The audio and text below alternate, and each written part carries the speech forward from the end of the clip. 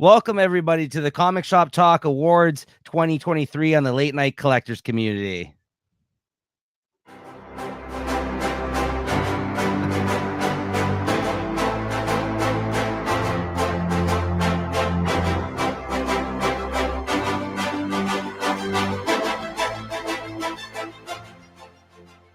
There you go. A little award show music for you guys there on the intro for once. How's it going, Chris? Not too bad. How are you? I'm good. I'm good. Of course, everybody. I'm Nico and my co-host Chris, as always, here. And thank you for joining us for another year in the books here of Comic Shop Talk, and hence our second annual episode of the Comic Shop Talk Awards, where we'll be highlighting some of our favorite things and not so favorite things that we've read this year, giving out some awards for 20 different categories here today. It even grew from last year. We added a few more on because it was a lot of fun. We thought of more things to kind of add to the rundown here. And yeah, these are always a lot of fun.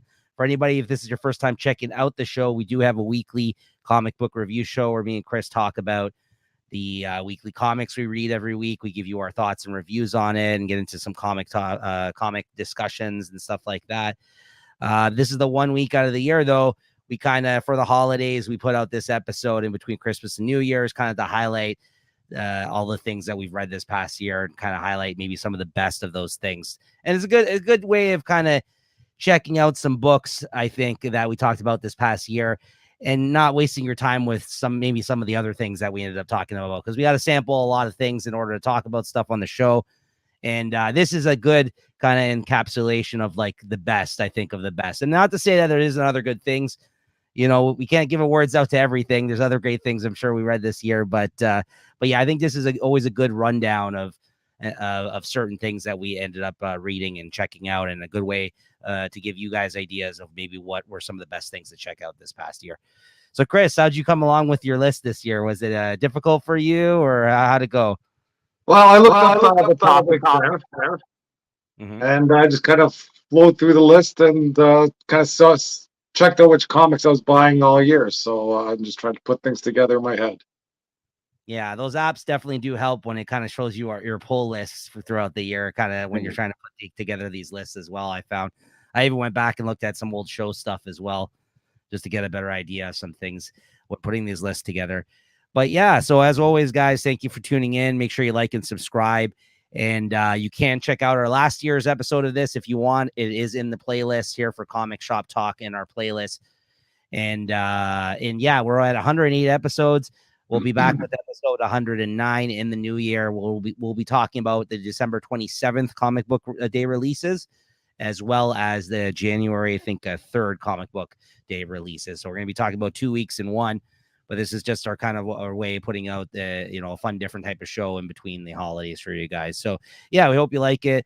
And yeah, without further ado, Chris, you want to hit us with that with your slogan there one more time? All right, let's talk comics. Cheers. Talk comics. Cheers. All right, so we know it's the holidays. I hit the hard liquor now. Watch out. Right, Ginger. Yeah, no, yeah, but let's get into the categories without further ado here, Chris. Let's just jump into it.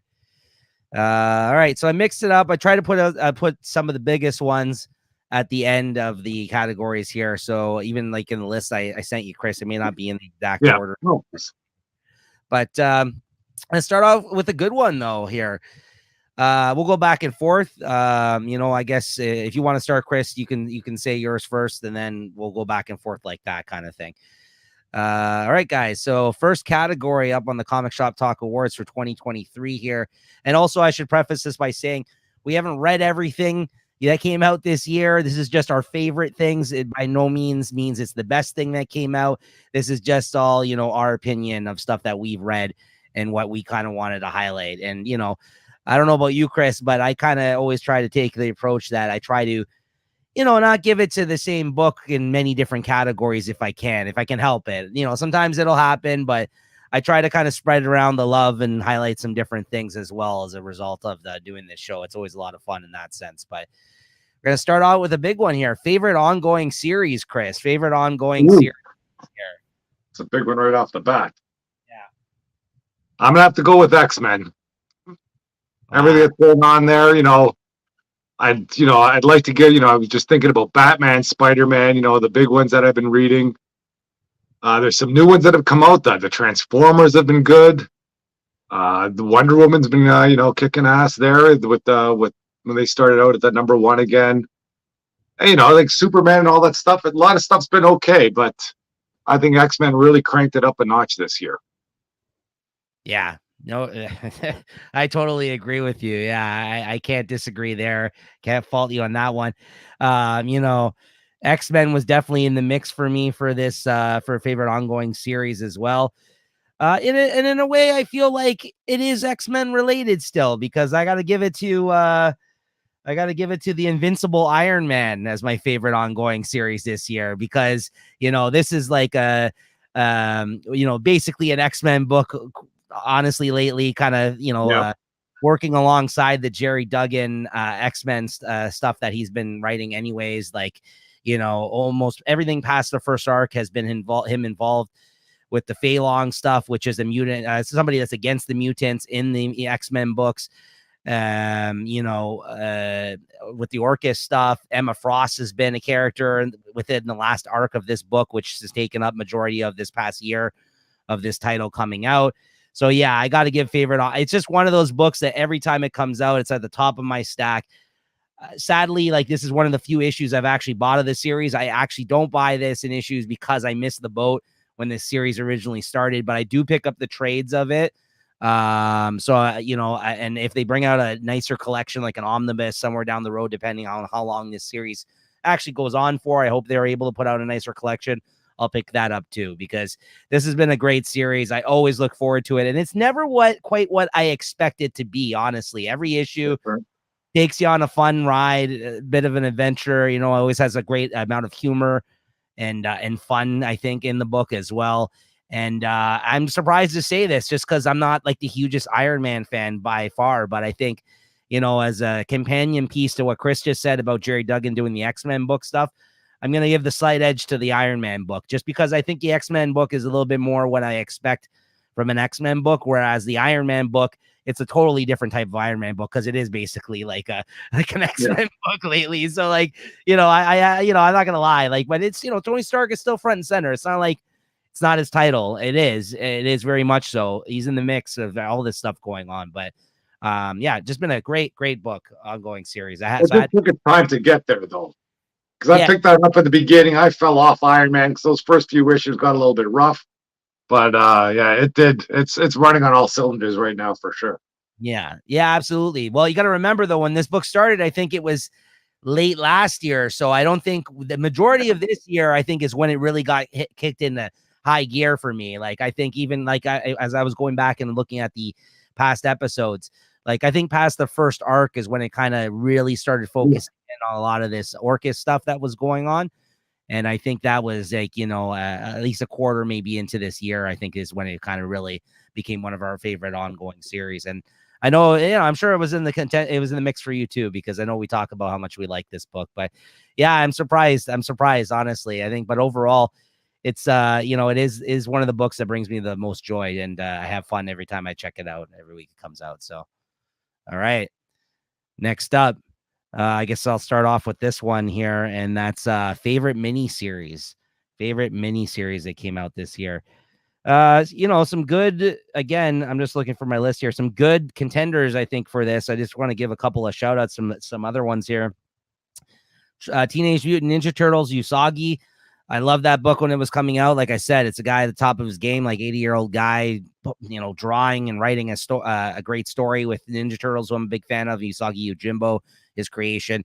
That was a really fun miniseries when it was coming out, just like his art style and everything. Like, there's nothing else out like it out there. It was a lot of fun. Big Game, I thought was a very successful miniseries. Actually, I did really like that, from the art and story, and the fact that, this was Miller bringing all of his characters together, from most of his, from every single one of his Image titles that he had done over the years, in terms of like the characters from those books, even going back all the way to Kick-Ass from Marvel. That was a lot of fun. And, clobbering time with the Thing and Steve Scroce doing, it's kind of like a team up book with him, Marvel 2-in-1 style. every issue, and great art. That was a lot of fun this year too. And Kyle Starks' Peacemaker Tries Hard, great miniseries. Kyle Starks, who was a bit of a hot run this year, I thought, and really got was finally getting gigs at Marvel and DC this year. So like he's somebody I've had in my I've had a lookout for a while now, and these don't even fit like fall into like this wasn't a contender, but I do got to give a shout out because you may forget, Chris, at the start of the year, these series were still going on, and that's Dark Knights of Steel still had about 3 or 4 issues to go at the start of this year. I think the first year of it, even though it came out so slow, I think was better than I think how it ended. I know that was a big book for us last year, and Deceased, War of the Undead Gods, and year as well, right? So that was also in the mix. But that was at the earlier part of the year. I think that's why I wanted to mention like because like I don't think we thought about those books in some time, but those were still in the mix. There's about 3 or 4 issues that came out this year of those series still. So I didn't want to mention those. Those were great too. But overall, honestly, the one I had to go with, and again, it just kind of, I couldn't wait to read it every week. Talked about it on the show. I didn't pick it up. I didn't pick up the issues, but when the trade came out, I ran and picked this book up. And that's Where Monsters Lie by Kyle Starks. Aforementioned Kyle Starks, who I talked about on Peacemaker Tries Hard. This was very much, I started off talking about a Jerry Duggan book, who, I think was a great writer this year. Kyle Starks is on the come up, and this is a book that he came out through with Dark Horse Comics.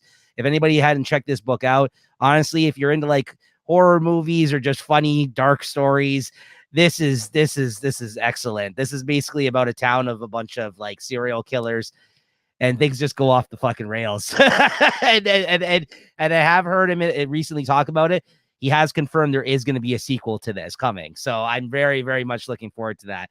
This was a very funny, fun, dark book at times, but very fucking fun. I loved this book. And I think it was only a 4-issue miniseries.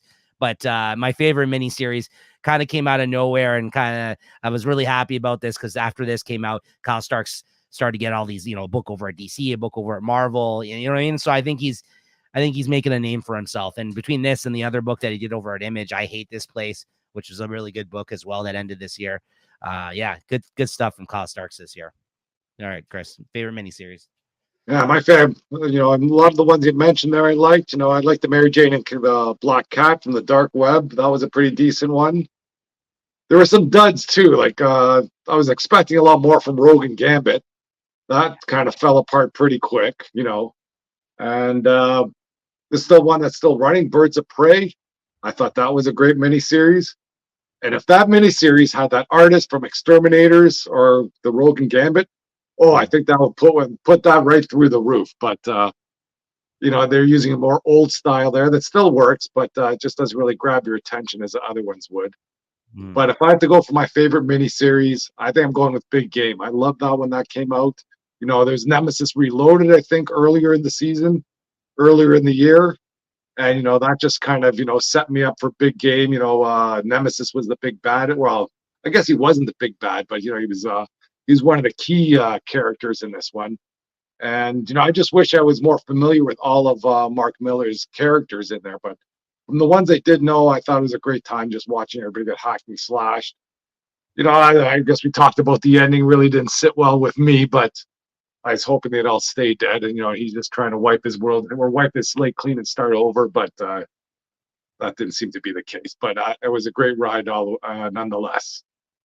Yeah, that was a great miniseries. No, that's why it was in my honorable mentions there too. That was definitely in the mix from my favorite miniseries as well this year. Yeah, great. And I think you would have gotten even more out of it, honestly, if you did know all the characters. But it was a really fun time. Absolutely. Yeah, he knows how to kind of put out a fun, quick kind of action-packed comic book, this guy. So yeah, good stuff. All right, and back over to you, Chris, and I'm glad you got to start off this next category because I know how much you love them. Favorite cover of the year, Chris? Favorite cover. Wow. I got this little thing here with a bunch of sort of favorite covers of the last little while, at least. Try and bring it up here and see if you can see it. Yeah. There's just some covers here from the last little while. Let's see. We got the You're gonna see most of them are all sort of Archer. One's got a Gleason here with a foil. Mm-hmm. This one was in the running. This the Sins of Sinister. Let's see, this is an older one here, unfortunately. But there we got the White Widow. We got some Lady Death there. Oh, wow. This Wheeljack here. That's another one too. This Supergirl. Sorry. Mm-hmm. I got the Ivan Tao, the Night Terror cover is not too bad. There's a Tana cover, and I think there's a Sozomaki Super or Power Girl cover. There we got the Wonder Woman #1. We got the Chris Barcello Birds of Prey. That's a sick one. That's another Wonder Woman, and what do we have? That's an old art germ. That one, and then another art germ here. This Batman and Robin too. Those are all sick covers there. Wow, yeah, they certainly are. Sick, but when I was looking for my favorite cover, unfortunately, you think it'd be an Archer, but he just has so much out there, and they're all great. So, but someone else caught my eye this year, and it was the She-Hulk. Wow, let's take a look. I think it's an Adam Hughes and a foil variant. This was one of my first foil covers. Yeah, and that's not too bad there at all. Looks good at thumbnail. Looks good from far away. Looks good close up. Yeah, and just chilling on the beach there or in the ocean, sitting on 3 air mattresses tied together. Not a great issue, but still a great cover.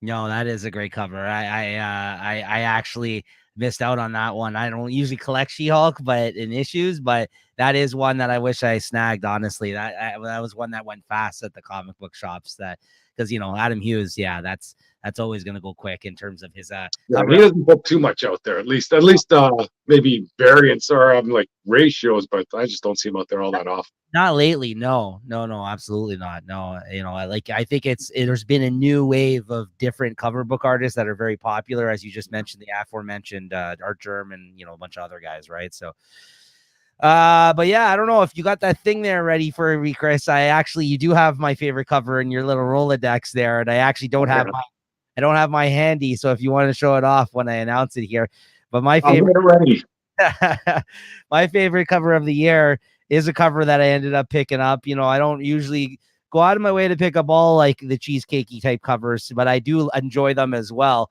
And, usually my rule is that I like to pick ones that are of series I am picking up. I don't usually go out of my way to grab series for the cover if it's not something I read, unlike Chris sometimes. But I had to go with Sins of Sinister, the variant, the Art Germ variant for Emma Frost. Of course, I love Emma Frost as a character. Love this cover. Just a great profile, kind of like front and center pick of her in that one. Yeah, looking sexy as hell. It's a great cover.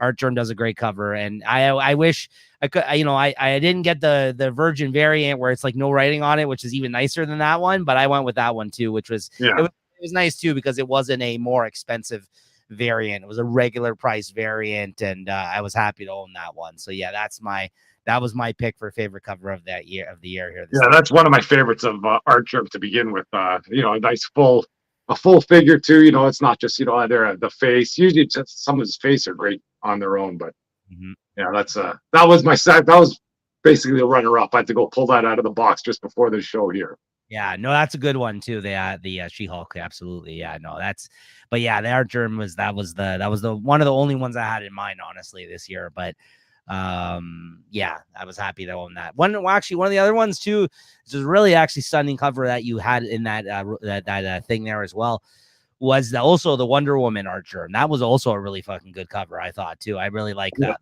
one as well. But yeah, it's the Emma Frost, of course, for me.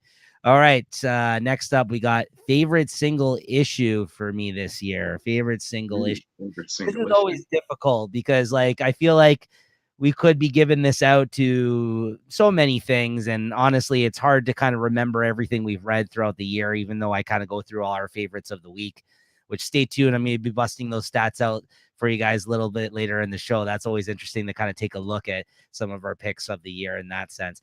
But this was more, I was thinking of any standout single issues that I did remember that kind of stood out to me in terms of the style of the issue or just, milestone issues for the character, like a pivotal moment. And the one thing that came to mind, which I think was more present in my awards last year, it's not going to be as present in the awards this year because I just don't think this was as good of a follow-up year as last for this book. But I got to say, it still took my favorite single issue of the year, this series. And again, it's because they did it a little bit differently, this one. So let me just bring up a picture of the issue that it's in question here for you guys. Let me just see here if I can share my screen.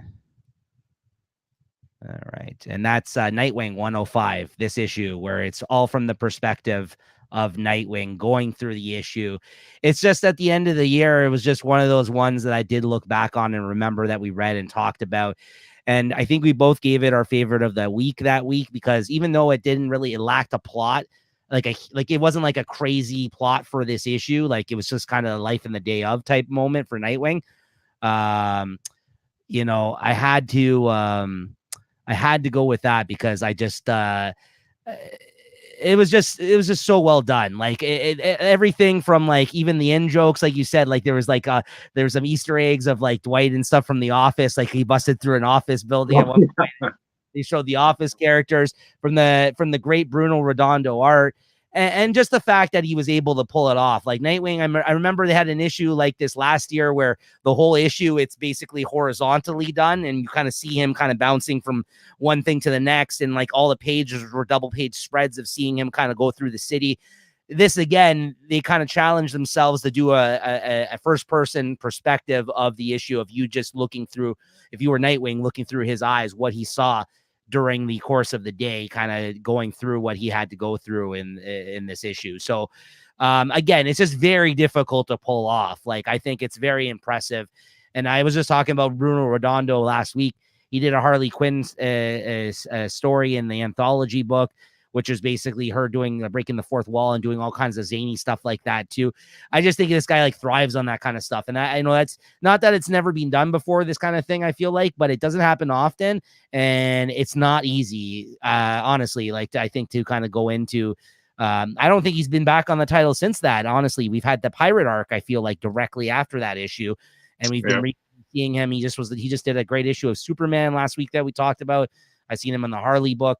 So yeah, I mean, I think he just put it all into that issue, and I couldn't think of any other favorite single issues past that, because it was just impressive that they pulled that off for that issue, and I think it's well worth the award for this year. And like I said, I don't think Nightwing's gonna pop up anywhere else possibly this year. I can't recall offhand, but I don't think so. I think they just had a great year last year. It was one of my favorite books, and this issue I think was stood out above all else this year for me. Nice. Yeah, like for my favorite single issue, it's hard to just kind of pin one down. You know, like there's some that it's more like the arcs of the issues that I look through. You know, I've been a big fan of what they've been doing over in the Wonder Woman stuff, but you know, one issue hasn't really. Well, maybe that second issue that really jumped out to me. That was a pretty good one. That might be up there now that I'm thinking about it. But it's too soon to tell for that. Because I think if that once that arc dies, that might be in trouble. So I'm just going to go with something that I know I liked, and it's going to be the Hellfire Gala 3 or whatever 2023.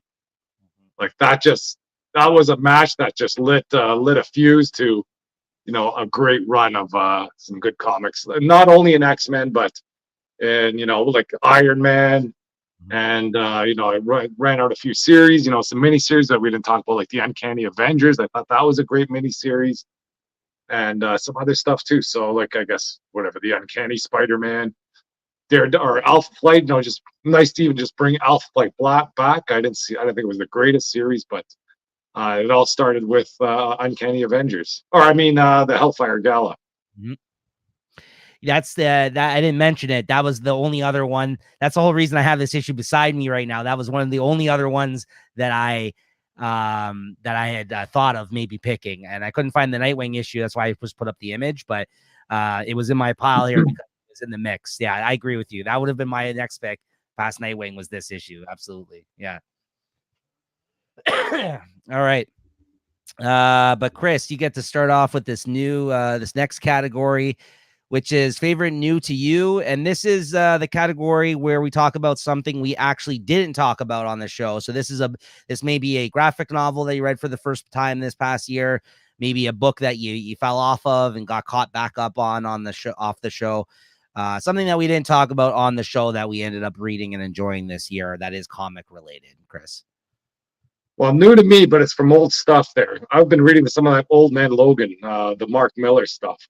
Yeah. And that is, I wish I was around reading that stuff, freaking, once it was coming out. That is some great stuff. I was reading actually that one with, I guess, Spider Girl or Spider Bitch, that's kind of what pulled me into there a little bit.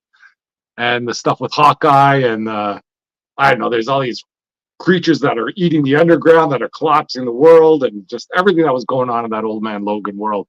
I kind of read some of the stuff afterwards, but it just doesn't do the original run justice for sure. I do like there is an ongoing series after the original Mark Miller story that Jeff Lemire wrote, and then Bendis wrote a mini series as well of Old Man Logan, but then Lemire wrote one. The Lemire one's pretty good. I don't know. You might like that one because I think that one was pretty good. I think most people would agree with you that they like the Miller one the most. But they also did an Old Man Hawkeye miniseries that I liked. And then there's an Old Man. What's the other one? Buddy from Guardians of the Galaxy had one. Yeah, there was like a little run back maybe a couple of years ago with some of the Old Man, revisiting that Old Man world. But I think it all pales in comparison to what was being done there. I would say check out the Lemire Old Man Logan series though. It ran like, I don't know, like I think it was like 30 something issues actually. It's a long run. You might like that one if you like that world. I think that he was the only one I think that did it justice past Miller. And there is a 10-ish, I think it's 10 or 12 issues Old Man Hawkeye one. I thought that was really good too. But that's a good series, man. It's a good pick. I read lots of great things off the show as well that aren't series that are coming out. But for the sake of argument for this one, I tried to pick something that I did talk about on the show previously, and then I dropped. And then I ended up picking up the trades. And I haven't talked about it on the show for some time. But I read this second volume of the trade paperback of this book. And I ended up dropping it in issues, and I'm glad that I continued in trade because Love Everlasting, this second volume by Tom King, I wasn't really that big of a fan of this book when I started reading it. I thought it was all right and creative enough, but I was reading it on the show in issues, and then I ended up dropping it. But this second volume was fantastic, man. Like, so much better than the first volume of this series. Too much talking for me here. Sorry. So much better than the first volume of this series, and honestly, I'm glad that I'm reading it in trade. It was really, really good. Next up here, they got favorite underrated book here. So I'm starting off with this one. Hold on. So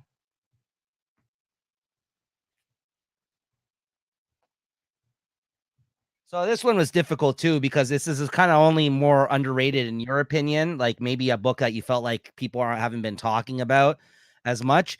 And this is one I just mentioned earlier. Again, got to highlight something from Kyle Starks, something he put out this year. And that's the Peacemaker Tries Hard miniseries. The collection isn't out yet. I think there is going to be a hardcover that's coming out soon. This was a 6-issue miniseries that came out from the DC Black label. So that means it's kind of more mature in content.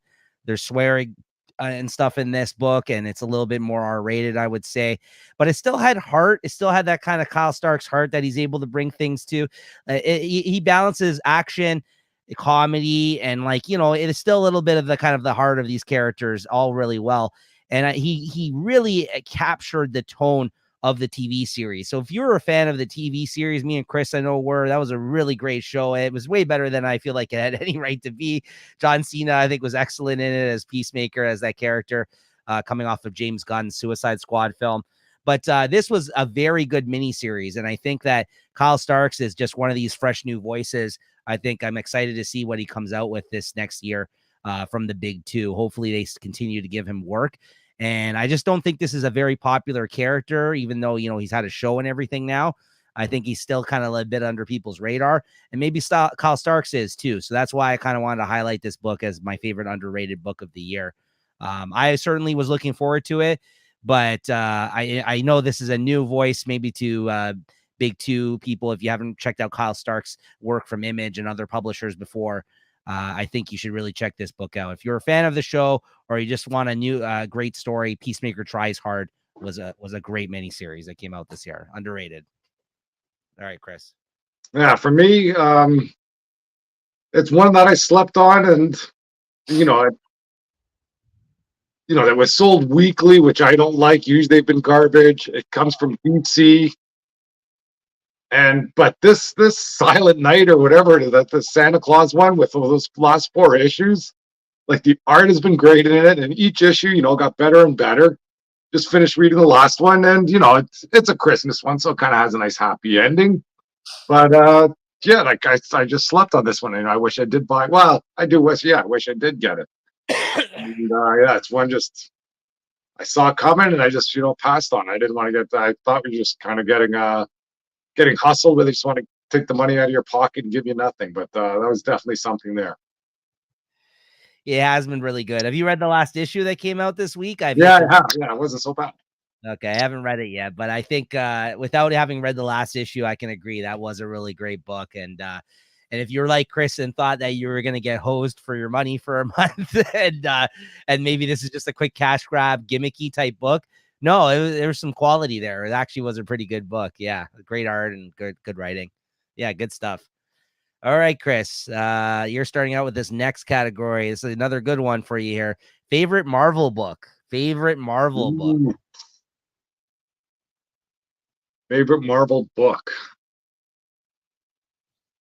I don't know. Like, what was the first topic we did? Was it favorite series? Favorite ongoing series. Yes. Favorite Marvel book. Like, is this kind of going by just like one issue, or? No, just overall. No. I mean, that also is your favorite ongoing series. Then you would have to give it, if it is also X-Men, then give it to X-Men, right? If that's your favorite Marvel. Now, like you say, I don't want to give anything to. Well, I'll go. Both in this, like, I kind of put these both in the same category. Why did you start out then? I was about to say, I'll jump ahead of you then if that's the case. You just need a minute to think on that, just to clarify. But yeah, that's my answer. It's X-Men. Even though I gave it to Iron Man for favorite ongoing, no, I got to give some highlight, some shine over to the X-Men side of things as well. As I mentioned, and as Chris mentioned, as his favorite ongoing, Jerry Duggan is also writing the X-Men book in tandem with the Iron Man stuff. Everything's been kind of connecting. And therefore, like, in terms of Marvel books, me and Chris said, when Spider-Man's good, we love Spider-Man. He's our favorite character, if not one of our favorite characters. And the X-Men is right there with them, honestly, like, and especially Wolverine. But we had dropped Wolverine for a while. We weren't talking about it. Recently, I've been talking about it on the show. It's been decent. I've been liking it again.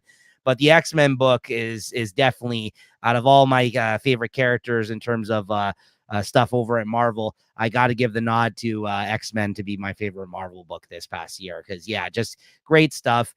I know not everybody apparently has been loving the Krakoa Age stuff. I don't know why. But this is just a perfect example. This singular issue of this Doctor Doom, mixing it up with them that we recently talked about on the show. That was our favorite of the week only a few weeks back. Of why this series has been great. Honestly, it's had great artists on it. I think Jerry Duggan has a great voice for these characters. It's a very different X-Men team. We've seen the X-Men team change up like 3 times due to the Hellfire Gala happenings. When Hickman left the title, he kind of he's aligned everything in terms of like the Krakoa stuff. I think in the direction that they're headed. I'm never lost when I read this title. It's just a great X-Men book, honestly. Like, I don't know how any X-Men fan can't be a fan of this era. I think it's been highly successful, in my opinion. If you're reading all the books, of course, there's going to be some clunkers in the bunch, but this is the flagship title, and it's been the best one, in my opinion, out of all the X-Men books. Like, I know we talk about Immortal X-Men. I know we've talked about even his Uncanny Avengers that Jerry Duggan wrote this year and things like that. But this has been the best book, I think, out of the X-Men line. I don't think anything has been as good as this X-Men book. So, yeah, favorite Marvel book, Chris. Yeah, I might go with Wolverine. Just thinking back to, I've been trying to get into Wolverine for the longest time. And finally, like, I still don't believe 100%, but there's been a lot of good stuff going on in there. That stuff with Beast, like, you remember that episode where Beast is just chomping on all that food, and then that transitioned into almost this Marvel team up business that's going on. And you got the Sabretooth Wars just coming down the pipe. I think there's a lot of good stuff going on in Wolverine, and even X-Force too. That's a book I've been wanting to read, and like, even the stuff in the past there hasn't been really getting back to me, but I think I'm starting to pick that up in the new year. So those are two books that have jumped on me, and I'm gonna have to give it to Wolverine.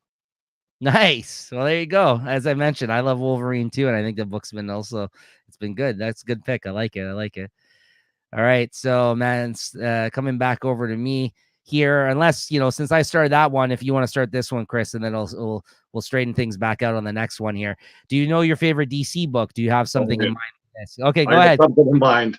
Take it away. It might be late to the party, but it started in October, and this Wonder Woman that's going on. I've just been digging everything that's been happening with there. It's only been 3 or 4 issues, but this is one of the sort of comic or stories or events, I don't know what you want to call it, that I've been waiting for out of DC and out of a character that I like. Mm-hmm.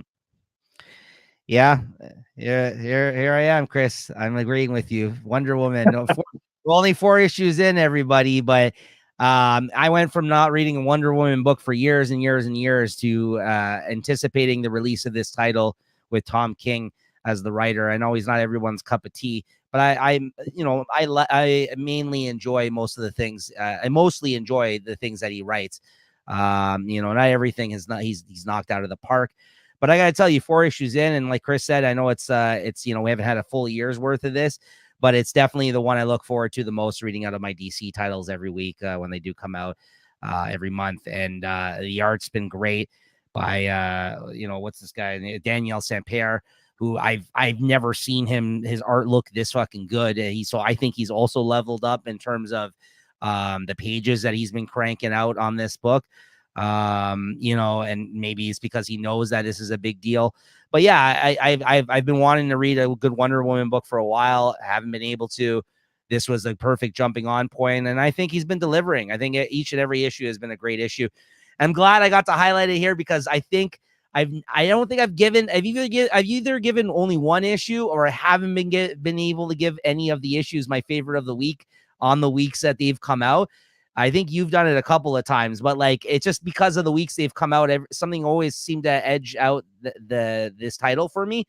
But I did want to highlight it to say, like, it is consistently the best thing I think DC has been putting out last few months.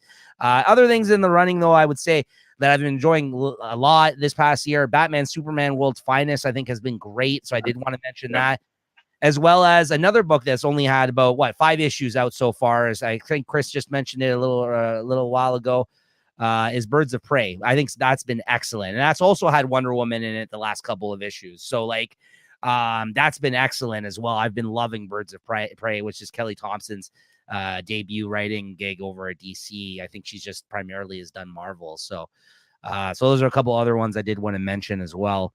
Been talking about. I'm just surprised, that Batman isn't on the list. With the writer that's with Chip Zdarsky on Batman, you think that would be more in the running, but I don't know what happened to Batman this year. It started out decent with the fail-safe business, and then it just sort of lost its steam. You had that one where he was stuck in another dimension. That's what it was. You had the gang wars. That's what it was. That's what it was. I think as a follow-up to last year's hype we had of the book, and I think it made its way onto our list in different categories.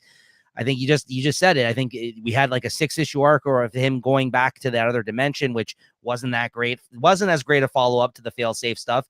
Yeah. And then we had a crossover. So that's right there. You're going to take up majority of the year. That's like what, 8 or 9 months probably out of the year. Yeah. So I think these past couple of issues have been really good, but not good enough to not enough to save the year. It does give us hope for the new year, though. Yeah, no, I'm still I'm not wavering on my love for Zdarsky or that title, but I will say, is it in contention for this category? No, not at all. Not at all. No, I agree. It's fucking their Batman flagship book, right? It's it's Batman, right? So, but no, I don't think it's been that great this year in terms of as a follow up to last year. But you know what? That's what I like to see, because some things hot and cool, and some things will swing back around, and some other things they just peter out, right? Because Nightwing, I think, was my favorite DC book last year. Again, this year, not. I still think it's a solid, yeah, it's a solid title still. I think I still enjoy it, but not. It, again, wasn't in contention for like this category for me at all. Like it was, but then again, we got Wonder Woman that's newer this year. Birds of Prey I just mentioned that's newer this year, and Batman World's Finest got better. Like it kind of cooled off for us. I remember after the first, and now it's kind of gotten really good again, right? So I mean, that's just that's how it goes sometimes. But and it's all really dependent on the art. That's a problem. That's why having an arc that you don't enjoy, a story direction, and that's 6 months. Let's say it's six issues the arc, right? Which is the norm of like a comic book arc, is anywhere from 4, 5, 6. That's half the fucking year for a monthly title right there. Like if you don't like that story, they can lose you. They can lose you within that time frame, right? So like it's a shame when that happens. But yeah, Wonder Woman though has been hitting on all cylinders though. I 100% agree with you. Yeah, so we both agreed on that one there, guys. All right, Chris, going back over to you here. Favorite other publisher book, a book from another publisher other than the big two, being Marvel and DC. There's a lot in the running here. There's the new Transformers, the Skybound stuff. That's great. I'm looking forward to see how they do the Duke and the Cobra Commander. I don't think I've bought them, but I have been loving the Duke came out this week. Yeah, I haven't read any of that yet. I hope it's in the same tone as whatever the Transformers was, because I just love the tone of that comic where it's a little bit more adult oriented. Mm-hmm. But if I got to go to my favorite comic, I just, like I say, I keep on saying I wish I'd been buying this one, but it has to be Local Man. Yeah, like every issue is a banger. It's crazy, and I don't know why I like it. It's not there's like big action in there. It's not like a cheesecakey comic. It's just good stuff. Yeah, I picked up the first trade paperback of Local Man because, like Chris, I also didn't pick it up, but we've been reading it online digitally. And yeah, I had to go pick up that first paperback because this has been a great, great book this past year. I agree. Local Man Gold was a great singular issue that came out this past year. And in the new year, Chris, in the newest solicits, they talked about they're doing a Good Girls special, which is kind of like, again, hitting us with the nostalgia there, Chris. I mean, they're going with like a cheesecakey good girl kind of art issue, essentially like a swimsuit special type deal, like something like that, right? Like just like they did with the Local Man Gold, which is like a 90s kind of gimmick. They're hitting us with the Good Girls era of art, essentially, in that issue. So that's going to be another one-shot type of special, like similar to Local Man Gold. So yeah, I agree with Chris. It is a great series, and it was my runner-up for this category, but I cannot give it to Local Man. But I'm going to give it to my tried and true, other very, really great, consistently a lot of fun book that comes out month in and month out. And, I don't think there's been any delays this past year. You take off a month here and there in between arcs of this, but I got to go with Kea. I love this book. I think Wes Craig writing and drawing, this is like a great fantasy title. I was a huge fan of his work with Rick Remender on Deadly Class, and this is kind of him going off on his own and doing his own story, and it's been a hell of a lot of fun. I look forward to this book every time it comes out. I think the art's a lot of fun, and it's just a good fantasy title, and I always look forward to reading this one. Local Man is definitely my runner-up, but I was hoping that maybe Chris would show Local Man some love, so I gotta give. I took a chance on that one, but I had to go with Kea. Honestly, I just because like sometimes when artists turn writers go off and do their own thing, they're not always successful at it.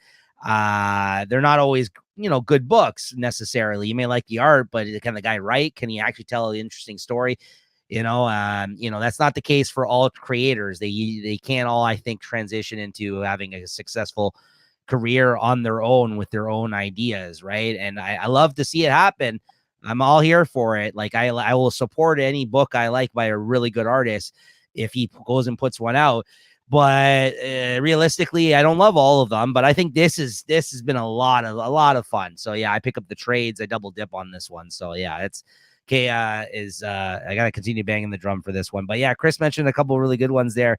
Transformers, that's a really fucking good on. The only thing with Transformers, yeah, I think it's only been like 3 issues. If Transformers started in August or something, I think it probably would have won. Yeah, I know. That Daniel Warren Johnson in there. That's the perfect artist. He's writing a great story. You don't have to tell me. That was my favorite book last year. My book of the year was Do a Powerbomb by him last year. You don't have to tell me. I think that's the only thing that held it back in some of these categories for me this year is that it is a pre-established property and it is only 3 issues, right? Not that I should hold it against it because it's a fucking like an IP that already existed. I'm not going to, but yeah, I need to show give some love to that book because I do consistently talk about how much I enjoy it on the show. So yeah, Transformers it could have taken a bunch of these categories. Believe me, if we had a full year of that, I think it would. Yeah, honestly, because with the lead in with Void from Void Rivals, just the cameo in Void Rivals having Jetfire there. It's like, where did this come from? Yeah, absolutely. So, all right. So then back over to me here for favorite event.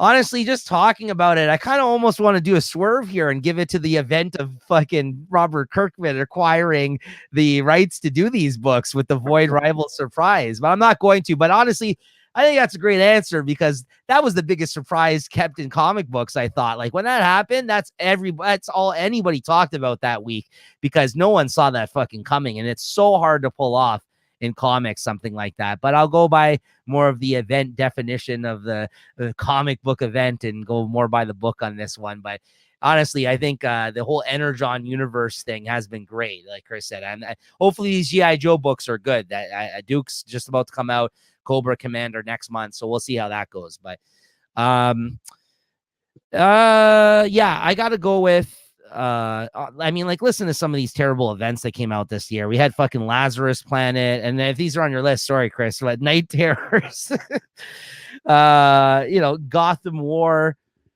I mean, on a smaller scale, I guess I could start calling out some of the events that happen within the Krakoa side of stuff with the X-Men books, and I don't know if you're going to go there with it.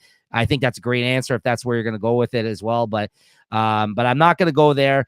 I went with, because I had to look back on this. At the start of the year, we were in the middle of Dark Web. And at the end of the year, we're in the middle of Gang War. And these are both fucking really stupid sounding and kind of set up events in the Spider-Man books by Zeb Wells. But he leans into this the stupidness, I feel like, of some of these events plots. And I think he's very successful with it. I loved Dark Web. And I'm enjoying Gang War so far, even though, again, it's very early in the storyline so far for it. But we've had a couple of issues. We've had a setup issue. We've had maybe about 2 issues so far. So I'm going to go with basically the Spider-Man events this year by Zeb Wells, like Dark Web / Gang War. Those were my favorite because I do find enjoyment in these events. I do like that it does mainly run through the main Spider-Man book. There is some tie-ins, I know, but I feel like they're not really they're inconsequential, I think, to the actual main storyline, these ones. Like, I think that's, like, we've read some of them. We just started reading the Daredevil, like, Elektra one for Gang War recently, and I believe the Dark Web one, there was a great Jerry Duggan X-Men one for the Dark Web one. So yeah, there is some good miniseries sometimes, some tie-ins to the event as well, I felt like. I just think DC does events badly. All their fucking events have been trash this past year, in my opinion. We've dabbled in them. I know me and Chris normally haven't bought them. Right now, they got the fucking other one going on right now, which is probably the best out of all the ones I mentioned here. The Beast Wars or whatever. Yeah, but again, not great. But so I'm gonna go with the Spider-Man events, Gang War / Dark Web, because we did end the event at the start of the year. We were still in the middle of the event at that time, which I had to go back and double check. So yeah, go ahead. Yeah, we don't have a category for our least favorite event, right? We don't. No. Okay, I thought that was one of the categories. I was going to save all my I guess criticisms for that, but that Night Terrors was the worst. Like, the best thing about Night Terrors is it saved me money over the summer. That was like 2 months. It interrupted every issue, every series that was going on. A few series were just picking up steam. and then it just dumped them. Yeah. And that would had to, like, I do have a couple of covers. They did come out with some nice covers, but the stories in them were inconsequential. They were baloney, and it was just, that was the absolute worst. And that was following the Lazarus Project, which did have some hope in the beginning, and then that just freaking shit the bag. Yeah. And like you say about Beast Wars, I've been reading more of this Beast Wars. I'm glad I'm not buying it, but I'm happy to be reading it. Yes, it's not too bad to be. It's not too bad to read. Yes, and the problem is, if you were to buy it, you have to buy like 20, 30 issues of this whole thing once it's all said and done. And I'm not ready to make that kind of commitment for something that's just okay to read. Yeah. And on the Marvel side, there's been, like, I believe their events have been more reasonable. Let's say, like, Dark Web was good. I'm trying to even just think of some of the events. They don't really set it up as events, let's say, I guess. Like, the gang war that's going on, it's not my favorite, but that's okay. But once again, if we're doing another event, I'm going to have to go with this Fall of the Mutants business here, whatever, the fallout from the Hellfire Gala. Yeah. It just exploded a whole bunch of, like, it's made Wolverine good. It's made, X-Men better. We were liking, we're sort of on the fence about Immortal X-Men. That one kind of, that's on fire again. But even some of the other stuff before, Sins of Sinister, that wasn't the greatest event. No. And but this Fall of the Mutants, and it's leading up into this House of X or Powers of X or Rise of X, whatever they're called. That's all good stuff. I'm looking forward to. That's coming off some of the bad stuff too, like that Death of Wolverine and the X Deaths of Wolverine last year, and the X Lives of Wolverine. I freaking bought every issue of that baloney. Mm-hmm. Oh, brutal. Yeah, no, I don't blame you. That was my, if I didn't say the Spider-Man events, I was gonna go with the X-Men stuff. But yeah, I almost did go with them, but I didn't like I didn't think of it, I guess, in the same sense, but you're right. That's why even when I was explaining it, I was like, if you're going to go with that, I can see why you would go with the X-Men stuff for events. Yeah, absolutely.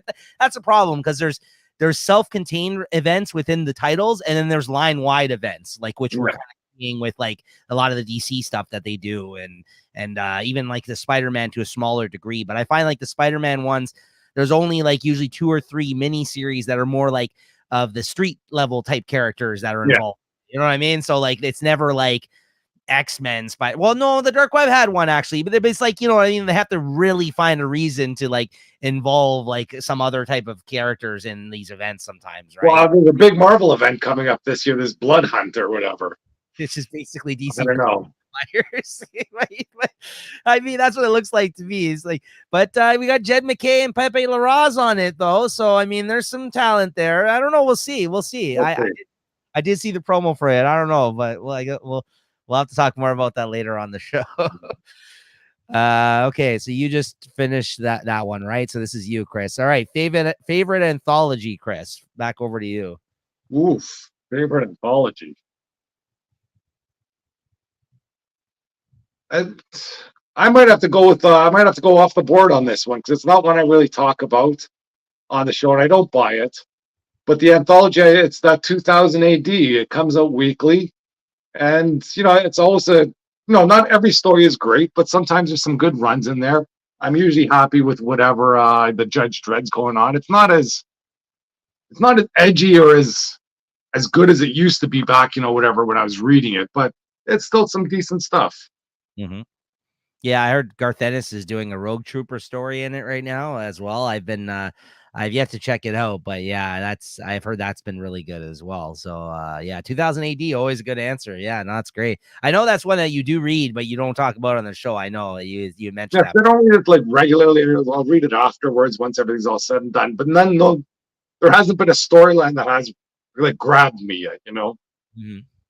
Well, I guess Chris just mentioned sometimes with anthologies, because that's kind of the name of the game with anthologies. It is definitely a mixed bag, and it's hard to kind of put one at the top of the list over all the rest. And I don't talk about many anthologies on the show as well as a result of this, because I'm not big on anthologies. But I think I gave this issue, this series last year, but this year it went away. It's taken a break. And I think it may have been Silver Coin that I gave it to last year because it was a horror anthology series. And although it's not Silver Coin, Michael Walsh did do a story in the pages of this series this year, and it did make a return. And it is a horror book, and I'm going to give it to Creepshow Volume 2 this year. So that's my favorite anthology of the year. It's Creepshow Volume 2. I think it's just about the end. I think the last issue is about to come out. This was the holiday special, the one I'm holding up here. They did a Christmas one-shot, and they're also going to be doing a one-shot with Michael Walsh actually drawing it and Joe Hill, Stephen King's son, writing it in the new year that they've already announced. So they obviously, I guess, since this is the second volume and they're doing these kind of one-shot specials as well now, I'm sure this has been a successful, thing for Kirkman, because this is coming out of his label Skybound in Image as well. Like he acquired the rights not only to all the Transformers stuff this year, but also I guess to do Creepshow comics because of the fact that there's a show out on TV right now. I think it's like a Shudder exclusive, if I'm not mistaken. That's had like 3 seasons. So bringing back Creepshow and these kind of like horror one and done type stories, they usually work for the most part. There's always some that are better than others, as I mentioned, but there's been good artists on these stories and some good writers as well. And I've liked majority of them more so than the ones I haven't liked, let's say. So I got to give it to Creepshow Volume 2 this year.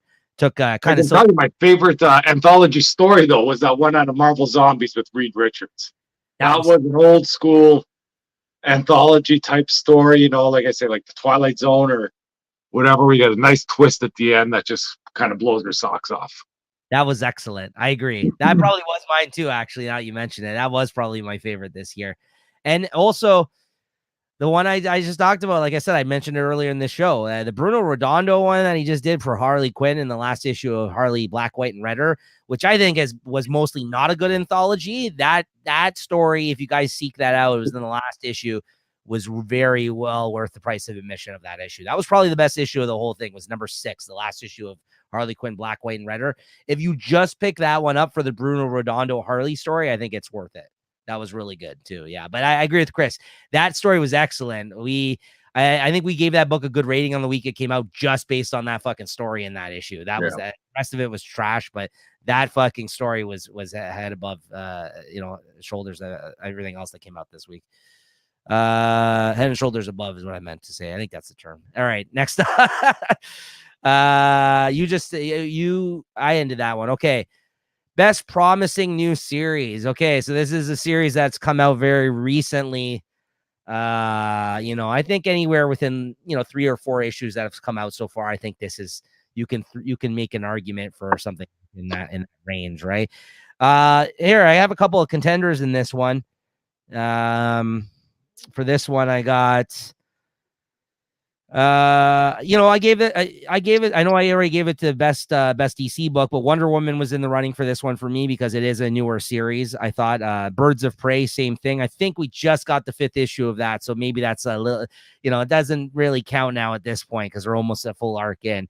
A few issues in already as well. The Sacrificers, a great Image book, great Rick Remender book. I'm loving that book. I think that's a great one. I think there's only a few issues out of that.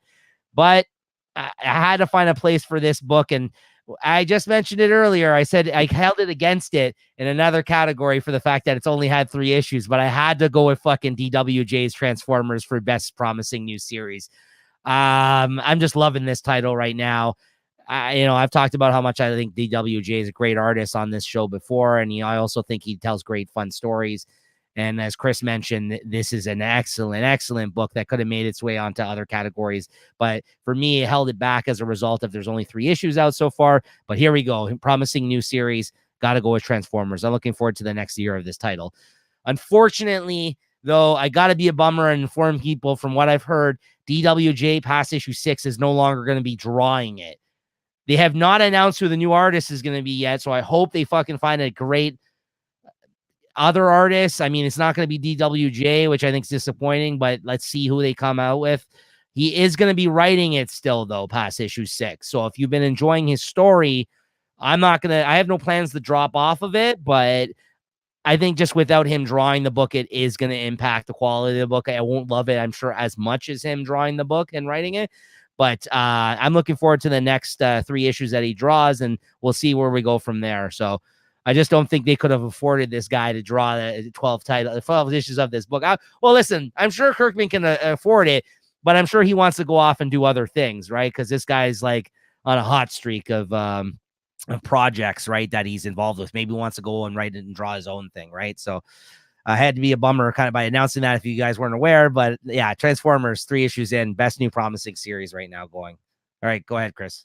Yeah, I'm gonna have to agree with you there. That's the best new series. This is something kind of totally new to me. I remember the Transformer comics back in the day. They were all, it was more just ads for the toys.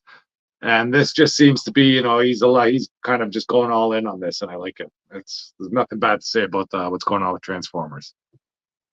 Yeah, no, absolutely. And I think another one too that I just wanted to quickly mention, I think a runner-up I failed to mention there too, would have been the Deviant. This has been really good so far too.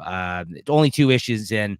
I did want to mention this as another very new book that's come out over the last couple of months. So that's been good too, but nowhere near Transformers, and that's why it's a runner-up.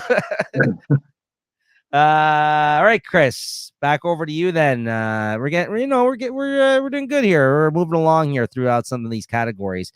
Here, maybe we'll talk about this last one, and then I'll you hit us with this next category, and then I'll hit us with some stats halfway through kind of the categories here for this year.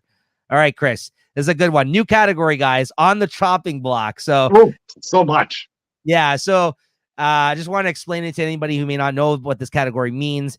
We have a term that we use about books being on the chopping block on the show. So this wasn't the category last year. This is a new category for this year. I just felt like throughout the year, me and Chris, we try to cut down our list to a good amount of books that we physically pick up. And at times it's gone off the rails. So we kind of got to rate it in and be like, okay, no, this book isn't cutting it. And we'll kind of give our reasonings and mention books that we're about to drop on the show, or books that are on the chopping blocks, books that just ride the line for a couple of issues. And, sometimes they get chopped. Sometimes they stay on the list. So this is the award of maybe the book that's either currently on the chopping block or has been on the chopping block throughout the whole year for us. This is a book we wanted to highlight as, it's there, guys. It's either been chopped or it's about to be chopped. So go ahead, Chris. I think it's a fun category. I can tell you, first of all, what's on the chopping block. Daredevil, Thor, Hulk. On the DC side, Catwoman, Poison Ivy I'm in and out of. Freaking Harley Quinn's on the chopping block. I hate to say it, it's the comic I love to hate, and I know you love it. Nightwing is on my chopping block. No, I don't blame you now. Like I said, this hasn't been as great of a follow-up year for that title. I agree with you there, but and this last arc I know you weren't a huge fan of, so I'm sticking with it. But I get it. I know you don't love the character. The book was too good for you to drop before. Now it's way yeah. Ever since that issue, once he went to Pirate Land, and then I'm reading the solicitations further on. It's not looking good. Yeah. Some other books, even Superman or Action Comics. I think one of those 2 might be going, but I'm still enjoying reading them. I just finished reading the Superman annual. It kind of put an end to one of that Ra's al Ghul world or whatever, and it wasn't too bad. So, and I think they got some decent plans with them, so that might not be on the block so much. Let's see what else is on. I suppose miniseries, these Edge of Spider-Verse stuff. I was into that, and those are on. Well, those have been chopped. The Spider-Gwen stuff. I tried to see what was going on with that. That's I'm not really getting into that so much anymore. But I think the biggest one on the block, it has to be either Thor or Daredevil. And if I had to pick, which I don't want to chop, but which I probably will, it's probably going to be Daredevil. That's it's hard to say that he's on the chopping block. You read my mind, man. We've been talking about it a lot lately, and I'm saddened to say that Thor and Daredevil are also on the chopping block for me. And unfortunately, they actually might have both been chopped in the upcoming months at this point. And I hate to say that because these are both characters I love. Marvel has had a new wave of this past second half of the year of Avengers is one that was also on the Avengers. Yeah, that's already chopped. Like not too bad. These are my favorite characters, like a lot of these characters. So to say that I'm not enjoying these titles of some of my favorite characters now that they've had new writers and other writers had left, like it really saddens me to say that, because I would like to be reading these. And I know some of these books we still kind of end up talking about some of them because we end up sometimes reading them online, like digitally. But yeah, I agree with Chris. Those were the two books on my list. And I'm going to go, instead of Daredevil, even though that's probably chopped as well, I'm going to go the other direction. I'm going to pick Thor, because this is one that I did drop and then added back on and then dropped again now, I think, because like it gave me hope with this issue of the Thor Corps, and then it dissipated as soon as they kind of formed this group together. It kind of just went away, and I'm not really liking the voice of this book. And the reason I'm going to give it to Thor over the edge of Daredevil is that, honestly, Thor should have been chopped like a year ago, because Torrin Grunbeck fucking fizzled out the whatever was left of that fucking Donny Cates run, which we were hoping that he would end up coming back for. But then obviously we didn't know what was going on in his personal life at that time. So she fucking killed the end of that series. And then when Al Ewing was announced to come on, I was like, okay, well, we stuck with it this long. Hopefully this guy will steer the ship right. No. And no, he did not. He has not, as far as I'm concerned. It's not a bad book, but it's not as good as it once was. We're still crying out for the Donny Cates era of this. And quite honestly, me going all the way back, even before Donny Cates, to Jason Aaron, I've read this book title for I feel like several years now. So to have this on the chopping block and me having announced that I have dropped it now, I had to give this award to this book. I hate to say it. I want to like this book. I want to like Daredevil. I want to like Avengers. They're clicking for me. This second half of this year, and I don't want to fucking say that DC's been putting out better books than Marvel, but they may have this second part of the year, because there's so many titles from Marvel that I want to enjoy. Well, no, because X-Men's still been solid. Spider-Man's been good. So I that's been enough for me. But Daredevil, I would love a good Daredevil book and a Thor book and an Avengers book. They haven't been meeting our expectations lately. So yeah, I got to give it to Thor. But you said a lot there, though. There's a lot of titles you mentioned there that I would agree with you. There's a lot of other things. That relaunch of the Avengers, that was brutal. Yeah. For a relaunch, just did not hit the mark with me for sure. Yeah. And I mean, we were looking forward to that, because I think Jed MacKay had a really good year last year. We talked about a bunch of things that he did that I thought were really decent. His Black Cat series was great. He did some good Spider-Man stuff. And then he fucking went and put this out, and his Moon Knight stuff was good. And the Avengers has just felt like very cookie cutter, by the book. Avengers Assemble. It took 6. Yeah, they just threw it on his plate, and I got to knock this stuff out. Yeah, so it's been very disappointing, to say the least, right? So and it's hard. It's hard to take over. These are all books by new writers that we mentioned that are on the block, by the way. It's hard to. Sometimes it takes a little while. Maybe sometimes it's good to revisit a year down the line. Maybe because that point they're kind of they actually have some time to actually tell a good story, right? You know what I mean? But it's hard to take over for a writer's run that you've loved for years and years and years, and then there's a new voice in the mix or a new direction for the book, and sometimes it doesn't always work, right? So anyways, all right, guys, so about halfway through the categories here, or just over. So I did want to mention some stats for you guys here, busting out the stats here that I put together for this year, Chris. Some interesting stats here.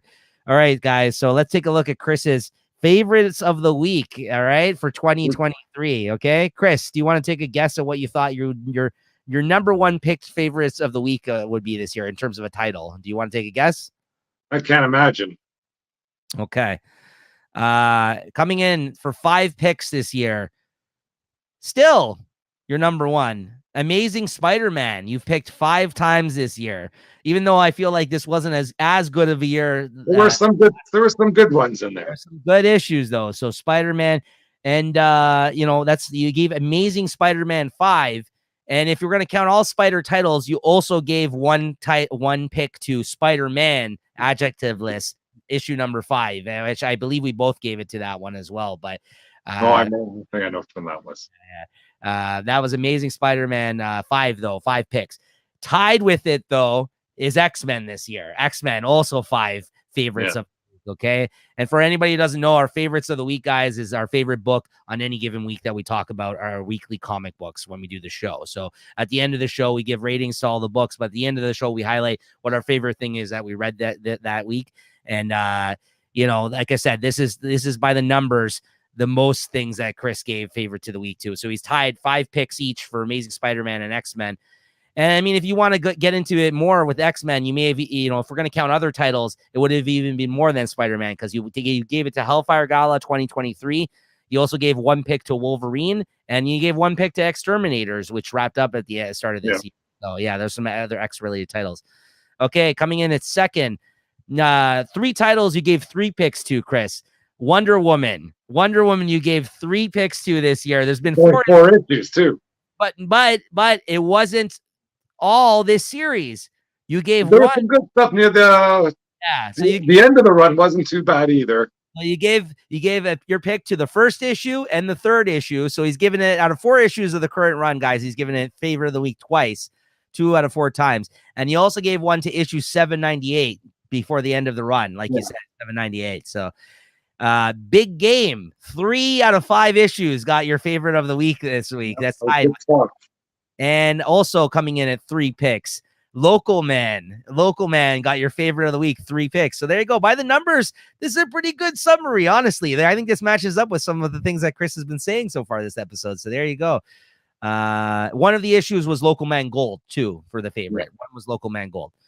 Okay, so there you go. So that's coming in at second place. And coming in at third, you had 3 titles that you gave 2 picks to this year. One of them was Transformers. You gave to both first and second issues. Okay. Yep. One was Avengers. You gave Avengers 2 still, because I think this was the before Jed McKay. This is the end of the Jason Aaron run at the start of the year. So you gave 2 picks to Avengers. And again, if you want to count other Avengers titles, you gave 1 to Avengers Forever, which Jason Aaron was also writing, and you also gave 1 to Uncanny Avengers this year. Yeah. And then you gave 2. We have a tie between you have 2 for Nemesis Reloaded. 2 for Nemesis Reloaded here. And you also looks like you gave 1 to Nightclub. You like yourself some Mark Millar books this year, right? So like it. And the breakdown by publisher, guys, is there's 4 Image titles, 3 Marvel titles, and 1 DC title. So there you go. Wow, 4 Image titles though with the Mark Millar. And I buy few Image stuff. I'm surprised there's no Spawn on there, but Spawn books are never good. They just look great. Yeah. But yeah, by the numbers, there you go, guys. He gave the most to Image this year between Big Game, Nemesis Reloaded, Transformers, and Local Man. You gave 4 picks to. And Marvel, you got Amazing Spider-Man, X-Men, and Avengers. And DC, it's all Wonder Woman for you this year. So there you go. As an overview, Chris enjoyed Spider-Man, X-Men, and the Mark Millar books this year. There you go, guys. There's your there's some Chris stats for 2023. The favorite of the week on the Comic Shop Talk. Okay, mine I got coming in at 3. Mine were very much all over the place this year, it looks like. So my highest was 3 picks, and mine was tied with Amazing Spider-Man, 3 picks, so same as you, and I also picked Spider-Man number 5. And Big Game also got 3 picks, just like Chris from Image Comics this year. So that's tied with Spider-Man for me. Spider-Man and Big Game, 3 picks each for me this year. Coming in at 2 picks apiece for for 7 titles. So there you go. That's how spread mine were this year. Chris, we had 5, 3, and 2. Mine are 3 and 2, but several titles got 2. So I spread the love around. There was a lot of things I liked here this year. So here we go. Human Target, 2 picks. Where Monsters Lie, 2 picks. TMNT Usagi, 2 picks. Invincible Iron Man, 2 picks. Batman Superman World's Finest, 2 picks. Batman 2 picks. I think it was earlier on in the year. That's Batman 2 picks. And Arcade Kings, 2 picks. The one thing I was surprised not to see here is X-Men. But I guess I know I just picked it. I think I did pick it for a second time just a couple of weeks ago. In the last 3 weeks, I didn't add on to this, by the way. This is just at the start of December I put this together. But yeah, my overview here is DC 3, Marvel 2, Image 2, 1 IDW, and 1 Dark Horse. So yeah, mine's very spread out this year. Mine's very spread out. And yeah, very spread out, more mini series, and good mix of indie and big two on mine. So yeah, there you go. There's a look at what I got this year, guys. Last year for us, Chris, it was you were Amazing Spider-Man 8, and I was Amazing Spider-Man and Do a Powerbomb 5 for our top pick of the year. So there you go. Not much has changed. And finally, 14 picks of ours were the same this year, Chris, for me and you. So we had 14 weeks that we picked the same.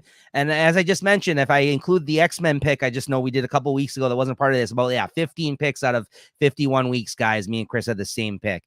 And I believe Chris, I only pull this stat for Chris, guys, because I have quite a few more than he does. Although I will say he did make me reconsider. I don't hand out 5s like I used to anymore. Like Chris made me kind of rein it in terms of the way he goes about it. I give things some more thought. There was one 5-star rating that Chris gave to a book this year. I believe. I know what it was. Go ahead. What do you think it was? Was it Big Game when he killed everybody? Yeah. Big Game. Yes. Big Game issue. I don't know the number of that one, but yes. Yeah, I thought it 3 or 4. So there you go. That's the Chris 5 award for the year. He gave it out to, I think, 2 the first year we've done it, and I think he only gave it out once this past year that I recall. I think they did Dark Knights of Steel. I gave a 5. And he gave it to one other thing, and maybe some Spider-Man book at some point. I think that. Yeah. He gave it to like 2 the first year. And I think this year, unless I missed something, I think that's the only book I think you gave a 5 to this past year, if I'm not mistaken. So there you go, guys. There's an overview of 2023 here by the stats, by the numbers here for comics. I want to get a stat here. We could have an over-under on how many beers I've had while we've been doing the show. I figure it's 52 episodes, at least 2, so that's 104. Some of the shows were a bit long. That could be 3.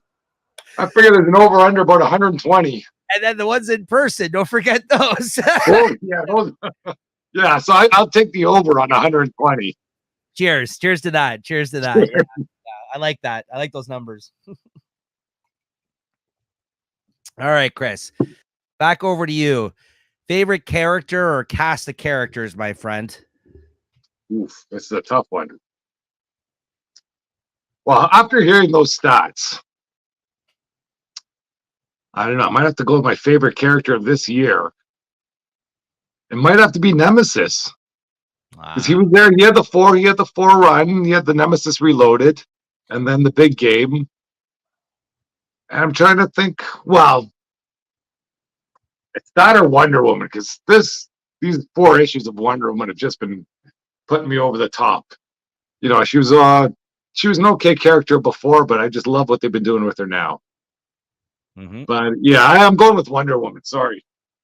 No, it's a good pick. It's a good pick. Yeah. I mean, you've been all about that book. You since it's come out, and like I said, you've almost picked it as your favorite week. Every issue that's come out, even the weeks that you haven't, you're like, this is a contender this week. Absolutely, yeah. I know you've been, and even before the title came out, you were enjoying the series before that title came out as well. I remember you were like a Wonder Woman book. Yeah, no, great. Wonder Woman, great. Favorite character of the year.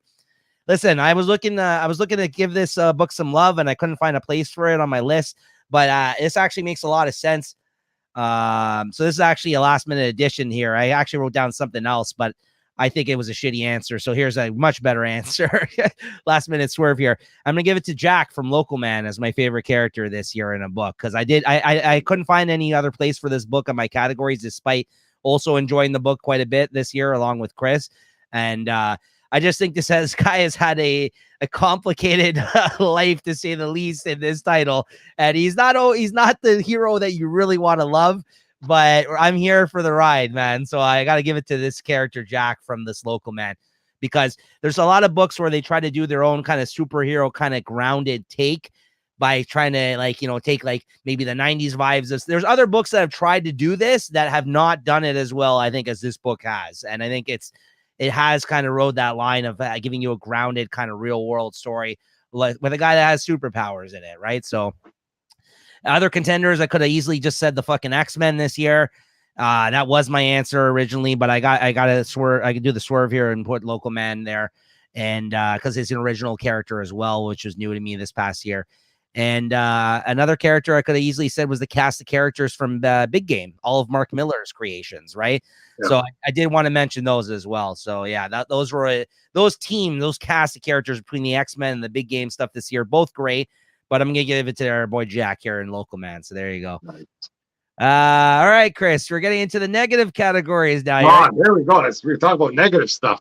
I'd say my worst character had to be freaking Paul from Paul. From what's that? From Amazing Spider-Man. Yeah. Oh man. Yeah. Anyway, let's get into the categories we have available. Oh, he sucks for sure.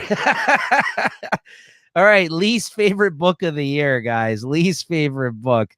All right, so I wrote mine down. I remember talking about this book, and I remember I was like, mark my words, this is probably going to be my least favorite book of the year.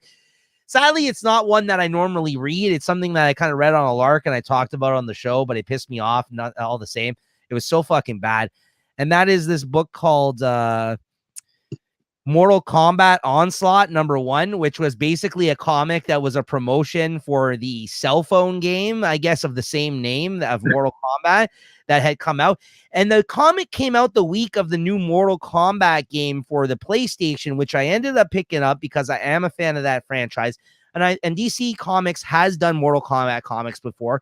So then I was like, okay, maybe this will just be some dumb, fun kind of mini series highlighting this, the promotion of this comic, this video game that just came out. But it wasn't for the new Mortal Kombat 1, which would have made way more fucking sense, because this Mortal Kombat 1 that they're doing is this video game they just brought out this year was set to be basically a relaunch of the title.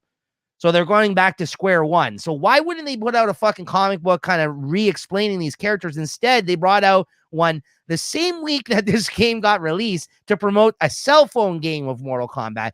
And it was just like the most hacky type of like introduction to the characters I've ever fucking seen. There was no plot to the storyline. It was just like, oh, here's Scorpion, and then here's this guy, and then here's this guy, and like, and there was like no fucking plot to it at all.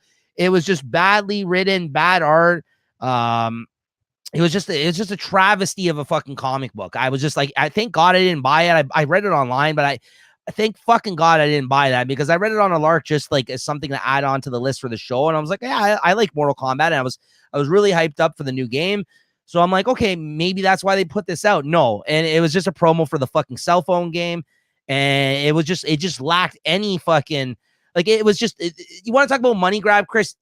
There's this and one other book, which also made this list almost as a runner up, but I want to let you mention what yours is first, and then I can shit on this other book, because maybe it's the one you're going to talk about. But like, just like definition of a fucking money grab, this book. It was just terrible. Fucking terrible, poor excuse for a comic book. They could have done something cool with these characters. They're great characters.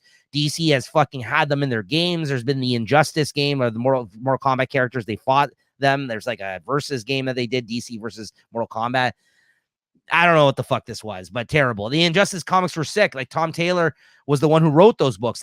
He made a name for himself writing the fucking comic books based off that video game. And guess what? The comic book was actually fucking pretty good. And I wrote it off completely because I'm like, oh, it's a video game comic book. But guess what? You can do good things with that kind of shit still. This is terrible. This is fucking terrible.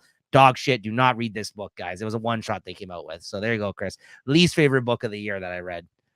I don't know. Well, least favorite for me, it's been Harley Quinn. It's just been so bad. The art has been bad. The story has been freaking brutal. Like, and the Sweeney Boosh, like, I thought she was like some top tier talent or something, but it's just not hitting the mark with me one bit. It's like an Archie comic. Like, I can see you can have that cutesy type of art, and you put that with maybe maybe a more rated R story, it could work. But it's doing this cutesy art with like a dumb story, and like she's off the rails, and it's just brutal. And then, it's on my block. I see that I think she's not writing it anymore, so maybe, but we'll see. Like, but this has just been a downer for me the whole time. It hasn't been great. The story came out. I agree with you. It's been brutal. So the other thing I thought you may have mentioned, because it's a book that you read, and I ended up checking out the book because I know you picked it up, and at the time you really fucking regretted buying it, because I think you ended up picking up the issue. It was like a $10 issue. It's that fucking Nort swimsuit fucking edition issue. Oh yeah, that was brutal. But that was brutal. It had one new story in it and one fucking reprint, and then a bunch of covers, and it was like a $10 price tag. And I remember reading it for the show, and I recognized the fact that there was a reprinted story, and that was one of like the 2 fucking stories in it. And I was like, what the fuck is this? Like, I was like, really? Yeah. Like, I'm like, what? That again was like a definition of a fucking major cash grab and a shitty comic all at the same time. Like, that was. And if we're going with least favorite too, this God stuff, there's a lot of hype with that. That first issue was $10. Yeah. And yeah, like, I don't really see that thing going anywhere. You know, I imagine in 5 years, that's going to be in a dollar bin. Yeah. Yeah. All right. Next up, Chris, swinging it over to you. Least favorite artist this year. I think I covered it in the least favorite book. But yeah, that's Sweeney Boo and Harley Quinn. That's just. Least favorite artist. I'll keep Sweeney Boo over there. My least favorite artist is JR and Spider-Man. Oh, there we go. Yeah, come on. Like, I think any of those issues that I did choose as my favorite, it might have been my favorite just because JR wasn't in it. It's come on, man, guys. Yeah, put somebody on that book, please. Yeah. Well, Chris. I mean, as much as you love to hate on JR, you and Christine, I should say too, she hates on his art too. And I've always come to his defense. I've been a bit of a JR apologist at times. You guys, you swayed me this year. He is also, I hate to say it, my least favorite artist. I had also written that down for this category, but here's the reasoning I'll give on it. And I think Chris just tapped into it. And that's why I got to preface my pick by saying, like, I don't hate everything he does, but there is so many better artists that they've had on that title this year. Ed McGuinness, Carrie Andrews, Patrick. Yeah. It is a fucking top. It should be their top tier fucking book. You should have a top tier artist on the book. Yes, I know he's fast, and when they double ship it and everything else, he's able to step up to the task in that regard. He is a well-regarded Spider-Man artist from time. Like, he's Mr. Marvel. He's done plenty of fucking classic work, but I think the best of it is behind him. But Chris is right. There's some fucking wonky ass looking fucking issues.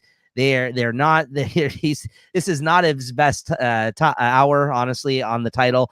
And I think it also affects the quality because he's doing the double shipping shit. Because I think if he actually had a little bit more time to put some of this stuff together, I think it would help in some regard. But yeah, because he's just penciling this. He's not inking this. He has an inker on these books. And I don't hate his art, but I got to give it to him for least favorite in the sense that we should have much better, and we have had much better artists on the book in the year, but we should have more of those artists, less of JR on the title. I agree with Chris. Sure. Because all those artists, I think, have done better issues than he has, that I mentioned when I just gave that explanation. And yeah, it's he brings the book down a bit when he does. And you know what? People hate this fucking book, apparently, Chris. Like, this book is not well liked right now, I'm learning from fans. Like, apparently, I guess we're in the minority. I will say that I don't think this year was as good as last year, but we still picked it like a bunch of times as our favorite. And I'm still overall enjoying the book. But apparently, people fucking hate this era of Spider-Man with Zeb Wells, which I don't understand. I think it was fucking better than the last one that we got, which was that one where there's like 4 different writers or whatever, the one with Ben Reilly. I thought that was better than that. But apparently, there's a lot of people that don't like this current direction of Spider-Man either, which I don't understand. But listen, if it's because of JR, I'm sure that doesn't help. So there you go. It doesn't help one bit. His favorite. I think everybody's mad that freaking Mary Jane's gone. The nice thing with him and Black Cat seemed to be going, but that just turned to be like a 2-issue fizzle. Yeah. And yeah. No, you can see why people don't like it. That's for sure. Yeah. So that's I still like it, but yeah, and I don't mind JR, but yeah, I got to give him least favorite artist because he is bringing the title down in the sense that there's much better artists you should have on this book, in my opinion. Yeah, we say it all the time, right? So yeah. All right, and lastly, for our negative categories, before we get to the big ones here at the end of the show, least favorite writer. All right. This goes over to me. And yeah, this tracks because of some comments that Chris just made previous to this in the last category there. I had to give some real good thought to this because I'm like, what book do I keep reading? Or maybe that I've dropped, but yet I don't really like the book and it's not written well and I'm not liking the current overall direction about it. And yeah, that's Teenie fucking Howard on Harley Quinn. I did not like her as a writer, honestly, previous to this. I know we've Sweeney Boo that was writing all this stuff in the beginning, like for the most of this arc, has been Teenie Howard the whole time. Teenie Howard the whole time. Sweeney Boo is artist, and guess what? She's Teenie Howard. I still think is going to be the writer on it moving forward. I think Sweeney Boo's off the book, and I think she's continuing to write it. This is a book that, you know, my partner Christine here, she's been on the channel here before on different shows. She, you know, is a huge Harley Quinn fan, so we automatically buy this title regardless. So, you know, if it was up to me, we're definitely in a down slope for this book since she's joined on as the writer, but we kind of pick it up and have been reading it for years since we got back into comics. So it's an automatic book on my pull list no matter what. But yeah, I mean, so it's not like I'm going to be dropping it anytime soon, but if I had to say like the worst writer this year, it has to be, I wasn't a big fan of Teenie Howard even before Harley Quinn, before she came on as writer, because she wrote other stuff. I think she wrote some X-Men stuff. I didn't think was very great either. And I just think she's, someone else started this series, a different writer who I can't remember the name of at this moment. I think it was Stephanie Phillips, actually, which I like her stuff most of the time. And then when Teenie Howard came on, this has just been a brutal fucking year for this title. And I can't agree with Chris in terms of hating on Sweetie Boo. I think she's fine, but the stories have not been great. And if I had my own, if it was up to me, I would probably have dropped the book by now. And I don't blame Chris for saying it's on his chopping block either. But I still read it, but it's not good. This is probably the worst that the title has been since this book has launched, honestly, this past year. And then we're on like 30 something issues so far, and yeah, it just hasn't been good. I mean, I know we gave a lot of grief to Torunn Grunbeck last year. I think was our least favorite writer, but you know, after a while, I just stopped reading a lot of her books. So it's not like I'm going to drag her name in the mud again this year because I don't read a lot of what she writes. And from what Chris has been saying, she's been doing an okay job co-writing Venom or writing Venom lately. He's been liking that enough. And I just think that we were really down on her last year because of some of the stuff she put out in terms of like, you know, ending the run on Thor and, you know, this other shit. But yeah, Teenie Howard is not somebody I will pick up a book from if I see her name on other things automatically moving forward. Go ahead, Chris. Yeah, I'm gonna have to agree with you on the Teenie Howard then. Like I thought Sweeney Boo was writing and drawing the Harley Quinn. But the storyline, there's been so many bad ones. I think it was over the summer. There was that four issue weekly series that went by. That was brutal. Like there's that sort of, I guess, multiversal Harley with, you know, the old lady Harley there. That was okay. But then it just went into this one here with Sweeney Boo drawing, and I don't know, you have those freaking, her hyenas were sentient all of a sudden, and they, you know, slapped around with that fish. Like there could have been good stuff there with the Captain Carrot. Like there's some stuff that I was interested in, but it just went all freaking right to the ground. And yeah, sorry. Yeah, no, I agree. That's my pick as well. So yeah, sorry for all the current Harley Quinn readers out there that are a fan of the title. Unfortunately, it's not doing much for us. But you know, here's hoping that it gets better, right? So there you go, guys. Those were our more negative highlights of the show. It is worth mentioning, you know, since we do read a lot, what we're also not enjoying, and you know, I always like celebrating comics and talking about the good things, of course, but sometimes we got to kind of point out some shit that isn't so good that we've experienced this year. So that's why we kind of keep it to a minimum with those categories. But that'll be our least favorite. With the writer too is who's writing Punisher, not the new one. Was the old one still? The old one was still running in the beginning of the year. Is that Mike Straczynski or something? No, that's Captain America. That's the person who did the last Punisher with the young and the old. That was Jason Aaron. Oh, Jason Aaron, easy, buddy. What are you doing there? That wasn't great either. But I can't. He's done some good stuff though. Yeah, come on. Whoa, Whoa, well, hold your horses over there. What are you doing? that was brutal. That's that Punisher business. Come on. I didn't mind it, but all right, Chris. Here we go. Big category here for you. Okay, who started this one? Yeah, so this is you. Favorite writer of the year, Chris. Favorite writer of the year. These are the big ones. This is a big one.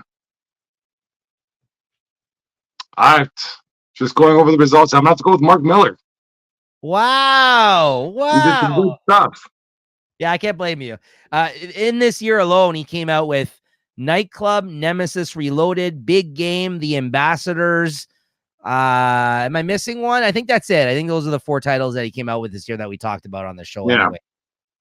Nemesis Reloaded, Big Game, Ambassadors, and Nightclub. Yeah. And I know you enjoyed them all. So yeah, Mark Miller. Yeah. I mean, listen, and that, like you said, according to the stats, that does reflect well here. I mean, you had three Mark Miller things you did for highest favorite of the year this past year. Yeah, if I had more time, it could have been Tom King. I know I've read some of his stuff. And Tom Taylor, I don't think he put too much out this year. Like who was doing Nightwing? Is that Tom Taylor or Tom King?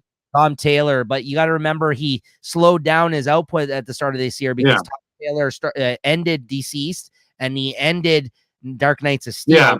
Both which he was writing. That's why he was in the running for us last year for best writer. Yeah. And then after that, he was just doing Titans and Nightwing. So he hasn't really been doing, you know what I mean? Like much outside of that. I think that's why he slowed down. Oh, you know, and he did put out Adventures of John Kent, that miniseries we liked this year. That was pretty good. Yeah. One with the Injustice universe. That was okay, but nothing. Nothing crazy this year. And with Tom King, you know, that's only 4 issues of Wonder Woman that have been great, but I don't think that's enough to get my favorite writer. Yeah. No, okay. No, that's a good pick. Mark Miller is a good pick. Like you said, looking back at what you picked this year, that makes sense. I didn't see it coming, but yeah, that makes sense.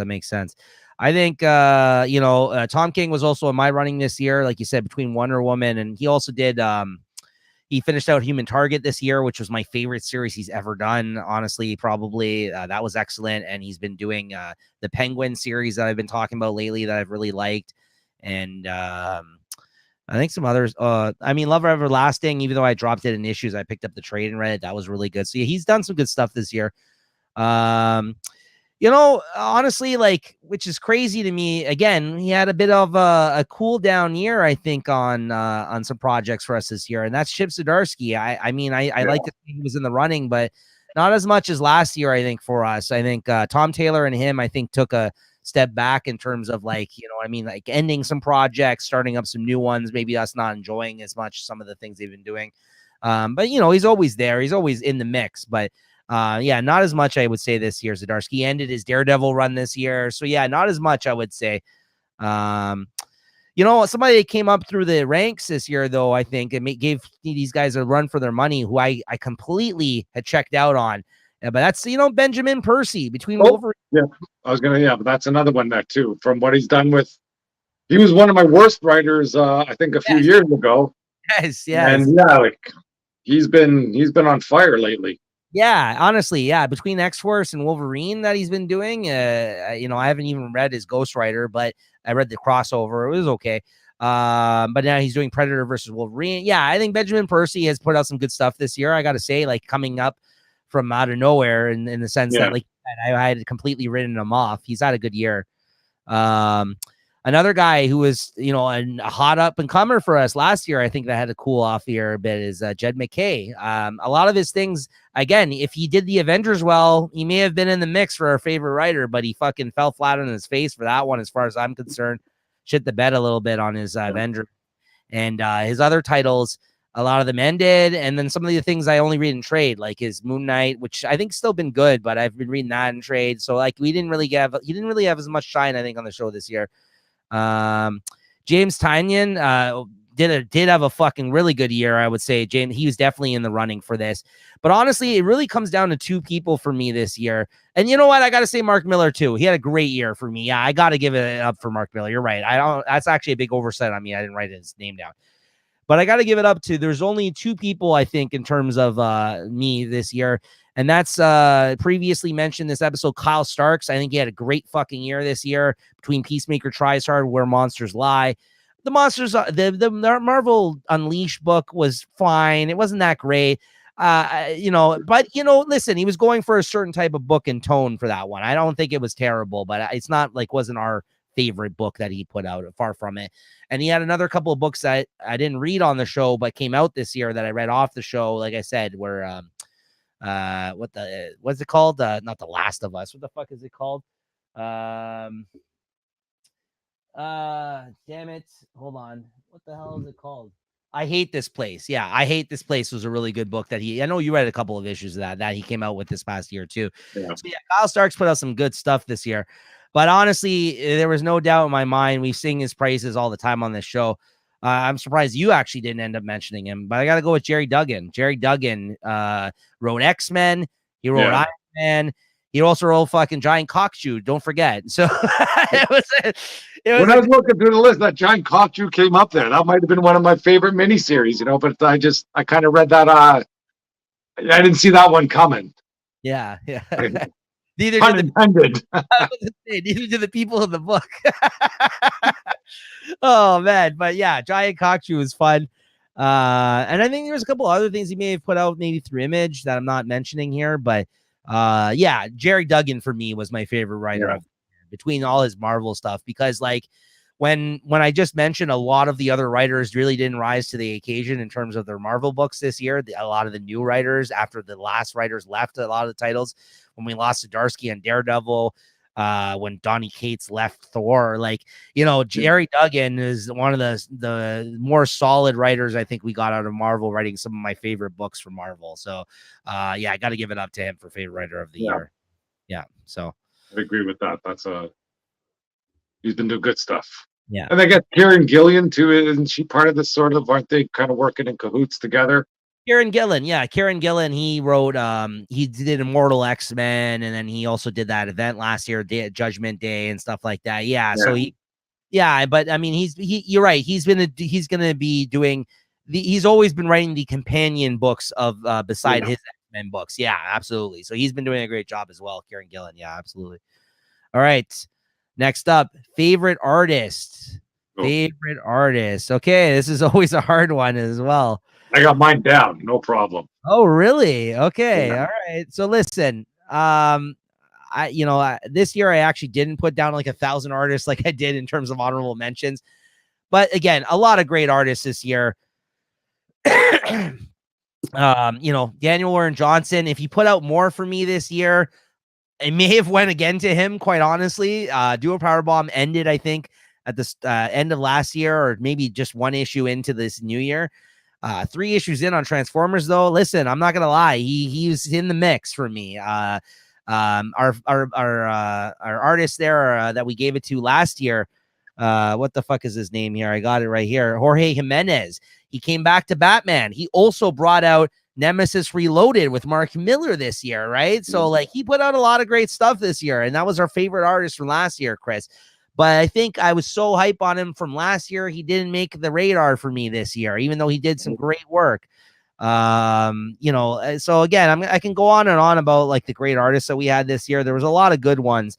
But hands down, the one I know I went off on the show about how beautiful one issue in particular what looked this year. And I mean, it's nowhere else on my list here tonight that I talked about this, but Chris has been giving them a lot of love. I'm going to give it up to Pepe Larraz on Big Game, though. Pepe Larraz, there is a fucking couple of issues in here, and he drew like 1 million fucking characters in this book. He came hot off the heels of the X-Men last year. He was on a lot of the X-Men books, but he was not on them this year. But he did come out with a Marvel Age and Marvel Age 1000. He brought out a short story in that, which was the Thor story with Jason and Aaron. I think that was in that Marvel Age issue. And he did a couple of issues of Avengers with Jason Aaron as well, Avengers and Avengers Forever earlier in the year. Issues actually, by the way, I believe were possibly picks of Chris for favorite of the week as well. But I looked up other things he did this year. And in the new year, he's going to be doing that Blood Hunt event with Jed McKay, which we'll see how that goes. And he's also doing some other things too when I looked up his name in the new year. He's also doing the first 3 issues of The Fall of X with fucking Jerry Duggan. Actually, I think that's going to be coming out in this next week. He at least that's all he's listed for so far. Maybe he's doing the whole 5-issue miniseries. So that's going to be that's going to look really good too. Early contender for next year, as far as I'm concerned, if he fucking kills it on that series. But yeah, Pepe Larraz all day on this fucking Big Game series. He just, wowed me to no end with some of these issues. Like there's one in particular where I'm like, the visuals on it. I talked about it, I feel like, for 5 minutes on the show when I talked about that issue, and I gave it was tied for my number one of my favorites of the week 3 out of 5 times this year of 5 issues that came out this year for Big Game. So that had a lot to do with the art, those issues, as well as the story. So yeah, Pepe Larraz all day.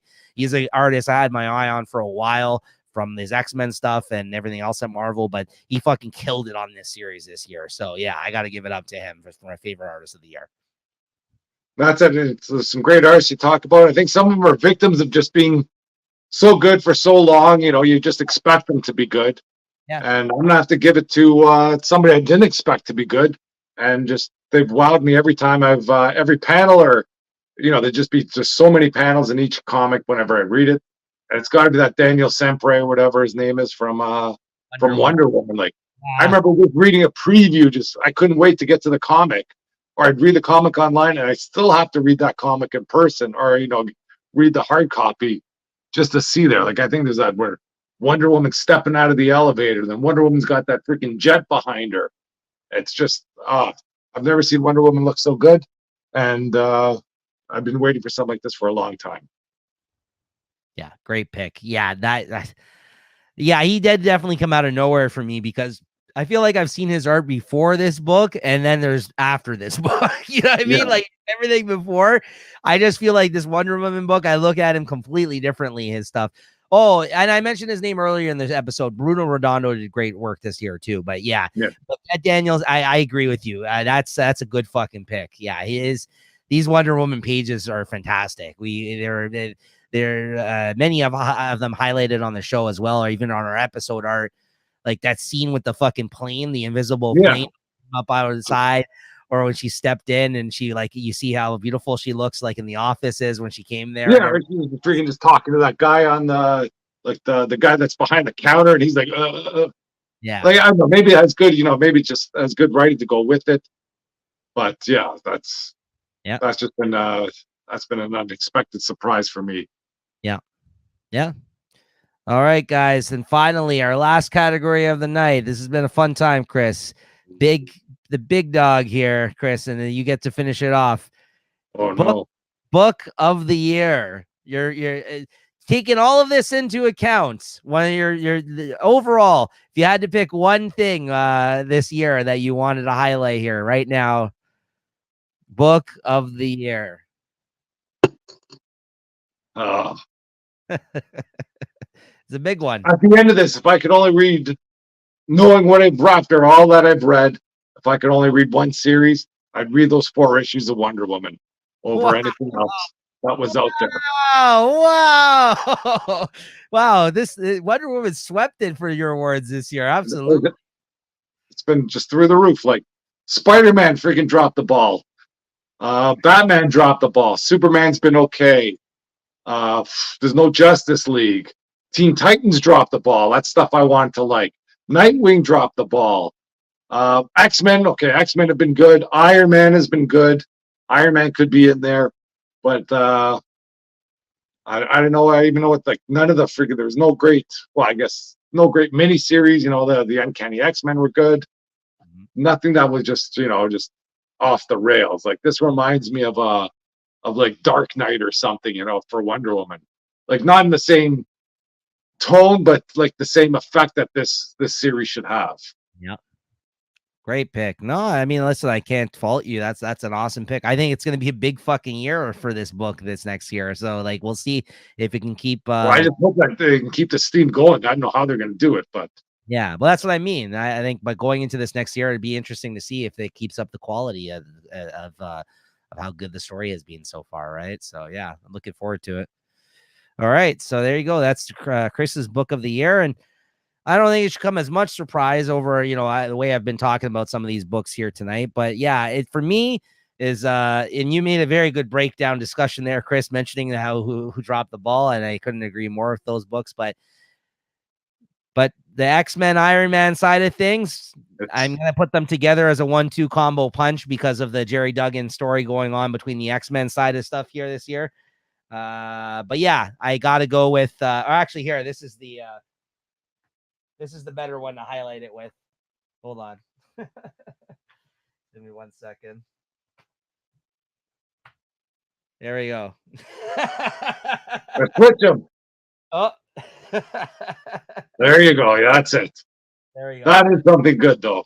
Yeah, the Iron Man X-Men books for me this year were my books of the year. This corner, Jerry Duggan's corner of the X-Men stuff. I know it's cheating a little bit, but yeah, I think this cover says it all.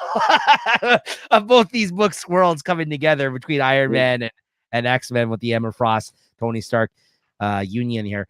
Yeah, I just think these are the books I look forward to the most. And as I previously mentioned throughout this episode, there has been a lot of Marvel titles that haven't been hitting the mark for me. Don't get me wrong, I love DC as well, and I've loved Wonder Woman as well too, like Chris has mentioned. But for me, it's Marvel all day. If I had to choose one fucking side of the fence to go with, it'd always be Marvel. Oh yeah, if I had to choose one side of the fence, I'm reading Marvel, but same. But this book has been just I agree. But like, yeah, so for me, like when certain books are hitting from the fucking the big two, especially on Marvel side of stuff, I usually gravitate towards that. I mean, last year it could have easily been Spider-Man, because I'm such a huge Spider-Man fan. And although this year the book continued to be good, it wasn't as good, I feel like. And there was no like, if Transformers maybe had like a full arc of that DWJ art, maybe that could have taken it this year. Last year it was Do a Powerbomb was my favorite book of the year because of him, solely based on him, an original art and story by him. And so that just goes to show you how much I love that guy's work. But yeah, I look forward to these books, and there's not many. Like looking at my Marvel pull list at the end of this year, it's pretty hurting, honestly. So, and like going into the new year, we just did the solicitations on our last episode. Majority of what we're buying in the new year, at least picking up physical issues of from the Marvel books, were X-Men titles. So like, I think that just goes to show you that that's kind of like the best thing that they have coming out right now. And they really need to revitalize the line. Like, I'm really hoping that they come back with some interesting stuff or new writers or new directions, new books in the new year, because Marvel is, along with what people have been saying on some of their films and shows lately, have been petering out. I think even on the, listen, I didn't think I was going to end the show with me saying that, but those books are so good that they kind of holds up the line for me. But like, I need like a few more good titles coming, in my opinion. Maybe I'm wrong, right? Maybe there's lots of other good things coming out that just not things we're just not vibing with right now, right? But I really need them to come back strong in 2024, honestly, because looking at my pull list, like, yeah, I mean, I'm not upset about it but it's like the slimmest I think it's been in some time. But because of that, because I'm dropping Daredevil, because I'm dropping Thor, because I'm dropping Avengers, like that's why it's looking the way it is right now, right? And DC putting out some great stuff. Love Wonder Woman, love Birds of Prey. Again, Batman, you said he's dropping the ball, but there's a lot of other great things that have been coming out. A lot of their miniseries have been really good this fucking year, right? So yeah, but X-Men, Iron Man, the Jerry Duggan side of things, as he is my favorite writer, as I mentioned, I think those have been my books of the year this year. So there you go. There you have it, guys. That's the Comic Shop Talk Awards for 2023, everybody. Another year in the books, Chris. Yeah. Cheers. Cheers. 20 down. What's that? 120 beers down. Right. That's right. Here's to some more this next year, guys. So, all right, guys. So as I mentioned, we'll be back after January 3rd. That week, we'll be talking about the new comic book releases for December 27th and January 3rd. So expect this episode to come out a few days, probably after January 3rd that week, and make sure to check that out. Also, quick shout out there to our other YouTube channel here. as part of the Late Night Chat Network. We're the Late Night Collectors community. Of course, all the collector stuff over here with this comic content and everything else. You can go and check out our playlist. But over in the Late Night Chat Network, we are going to be celebrating our 5-year anniversary and 250th episode of Late Night Chat in the new year. That's going to be Friday, January 5th. So if you happen to come across this episode and you've yet to check us out over on the Late Night Chat Network, make sure to check out that episode. That'll be with a lot of the hosts and possibly some other guest hosts and stuff like that there, to make sure to check out that one. That'll be on Friday, January 5th, and it'll be an in-person live episode that day. And that'll be our first episode back in the new year for the live Late Night Chat episodes. That's our other channel where we kind of spun out of here, our YouTube channel here, guys. And you can check back me and Chris again weekly here at Comic Shop Talk. And thanks as always for checking these out. Thanks for the support this year. Our numbers have slowly been going up. It's nice to see those stats as well. So thank you to all you guys out there for actually checking out the show and tuning in every week for us to talk some comics to you guys. And yeah, great stuff we highlighted this year, Chris. Great job filling out the categories. And here's to another 120 beers over under for you in the new year. All right, Chris, thank you as always. And we'll see you guys in the new year, everyone. Later. All right. Cheers. Later.